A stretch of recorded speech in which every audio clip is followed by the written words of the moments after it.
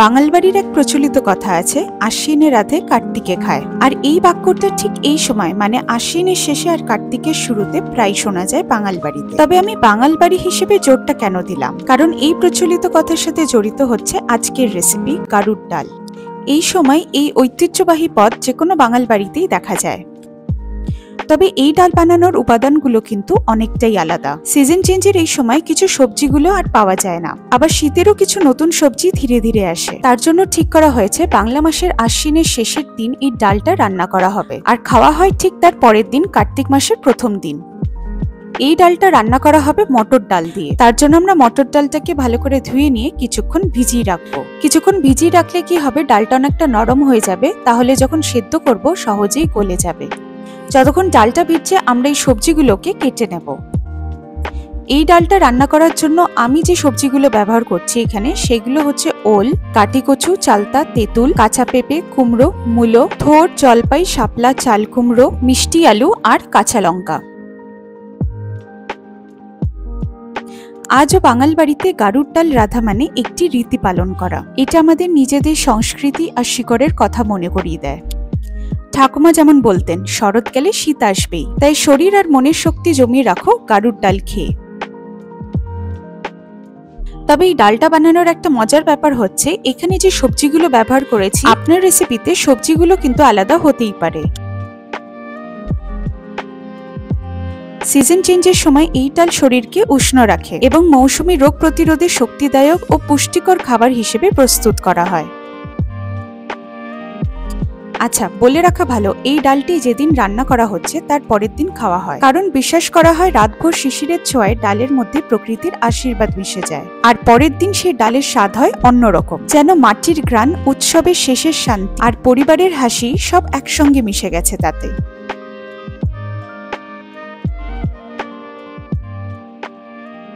তবে আপনারা কি জানেন কেন এই ডালটার নাম গারুর ডাল? এই নামটার পিছনে আছে এক পুরনো বিশ্বাস।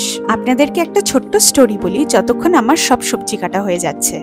পুরাণে গারুর হলেন সেই দেবদূত যিনি সব বিষ নষ্ট করতে পারেন আর অসুখ থেকে মুক্তি দেন। লোকের মুখে মুখে তাই একটি কথা প্রচলিত ছিল, গারুর যেই বিষ নাশ করে সেই গারুর মতোই এই ডাল শরীরের সব ক্লান্তি আর রোগ দূর করে।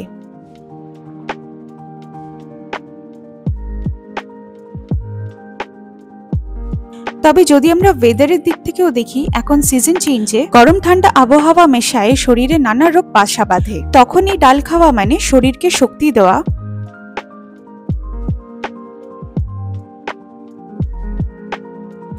তবে একটা মজার বিষয়, এই ডালটা রান্না করার জন্য আমরা কিন্তু কোনো ফোড়ন দেব না। ফোড়ন ছাড়াই গারুর ডাল রান্না হয় এবং খুবই কম মশলা দিয়ে। তবে একটা জিনিস খেয়াল রাখতে হবে, এখানে যে সবজিগুলো আমরা ব্যবহার করছি সেই প্রত্যেকটা সবজি কিন্তু একদম ছোট টুকরো করে কেটে নেব, মানে খুব একটা বেশি ছোট না, আবার খুব একটা বেশি বড়ও না, কারণ বেশি বড় যদি সাইজে হয়ে থাকে তাহলে কিন্তু সেদ্ধ হবে না। আর এই সবজিগুলো আমরা কিন্তু ডালে দিয়েই একেবারে সেদ্ধ করে নেব। অনেক রান্না এরকম হয় না যে সবজিগুলো আগে আমরা সেদ্ধ করে নিলাম তারপরে রান্নায় দিলাম, এখানে কিন্তু সেটা নেই। আর যখন এই ডালটা রান্না হয় তখন শুধু এটা দিয়ে গরম গরম ভাত দিয়ে খেতে কিন্তু বেশ ভালো লাগে। আপনারা কি কখনো এই ডালটা রেঁধে খেয়েছেন? কমেন্টে কিন্তু অবশ্যই জানাবেন আপনাদের অভিজ্ঞতা। তবে আমাদের বাড়িতে এই ডালটা রান্না হলে কিন্তু আর কিছু লাগে না, গরম ভাত দিয়ে এটা খেলেই বেশ ভালো লাগে এবং পেটও ভরে যায়। সব সবজিগুলো কাটা হয়ে গেলে ভিজিয়ে রাখা মটর ডালটাকে আমরা জল এবং নুন দিয়ে সেদ্ধ করে নেব। মটর ডালটা যেহেতু একটু শক্ত তাই সেদ্ধ হতেও বেশ সময় নেয়। এখানে আমি ডালে 6টা সিটিতে সেদ্ধ করে নিয়েছি। এবার গরম কড়াইতে সেদ্ধ করে রাখা ডালটাকে দিয়ে দেব, তারপর কেটে রাখা সব সবজিগুলোকে একে একে দিয়ে দেব। সবজিগুলোর সাথে ডালটাকে ভালো করে মিশিয়ে নিয়ে আমরা 1 ছোট চামচ নুন দিয়ে দেব, আর দেব সামান্য হলুদ গুঁড়ো। তবে আপনারা চাইলে এই হলুদ গুঁড়োটা নাও দিতে পারেন। এবার ভালো করে মিশিয়ে নিয়ে কিছুক্ষণ ফুটতে রেখে দেব। এখন দেখে মনে হচ্ছে অনেকটা সবজি দেওয়া হয়েছে, কিন্তু কিছুক্ষণ ফোটার পরেই দেখতে পারবেন সবজি অনেকটাই কিন্তু কমে এসেছে। দেখুন, দেখলেই বোঝা যাচ্ছে সবজিগুলো সেদ্ধ হয়ে এসেছে। এবার নামানোর আগে কিছু সামান্য জিনিস দিয়ে মিশিয়ে নিলেই কিন্তু ডাল রেডি। একদম সামান্য একটু চিনি দিয়ে দেব আর ঘি দিয়ে দেব। তারপর ভালো করে মিশিয়ে নিয়ে নামানোর আগে 1 ছোট চামচ ভাজা মশলা দিয়ে মিশিয়ে নিলেই রেডি। আজকের এই বিশেষ কারুর ডালের রেসিপি দেখে আপনাদের মনে হচ্ছে না যে রান্না শুধু খাবার বানানোর জন্য নয়, এটি এক প্রজন্মের গল্প, একদিনের স্মৃতি আর এক পরিবারের উষ্ণতা। আজ আপনি যদি এই ডাল বানান তাহলে আপনি খুঁজে পাবেন ওই সেই পুরনো অনুভূতি, উষ্ণতা, ঘরের ঘ্রাণ যা আমাদের শিকড়ের সঙ্গে যুক্ত। তাহলে আর দেরি কেন, আপনিও বানিয়ে ফেলুন নিজের হাতে নিজের ঘরের কারুর ডাল। আর ভিডিওটা ভালো লাগলে প্রিয়জনদের সাথে শেয়ার করে দেবেন। খুব তাড়াতাড়ি দেখা হচ্ছে আরেকটি রেসিপির ভিডিওতে।